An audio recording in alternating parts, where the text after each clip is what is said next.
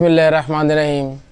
कुछ दुआएं ऐसी होती हैं जो बहुत बड़ी होती हैं और बड़ी दुआएं बड़े इंतज़ार के बाद कबूल होती हैं, क्योंकि अल्लाह वो दुआ सुनने के बाद सब देखते हैं कि जो दुआ तुम मांग रहे हो उसे पाने के लिए कितनी कोशिश करते हो, कितनी मोहब्बत करते हो।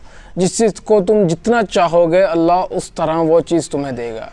वो कहते हैं ना कि अगर किसी चीज़ को तुम दिल से चाहो तो पूरी कायनात उसे आपसे मिलवाने में लग जाती है।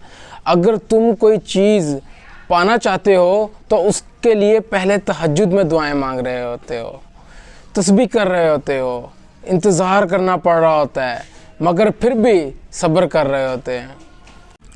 लेकिन जब अल्लाह को सोचते हो तो मुमकिन पर यकीन होने लगता है, तब अल्लाह पाक मौजज़े करते हैं।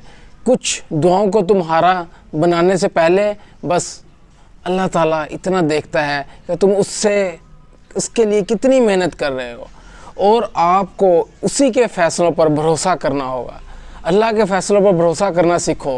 कुछ परेशान कर रहा है, उदास हो, फ़ैसला नहीं कर पा रहे हो, तो एक बार अल्लाह से बोल कर तो देखो, उससे बताओ, उसके साथ मशवरा करो, उससे दुआ मांगो।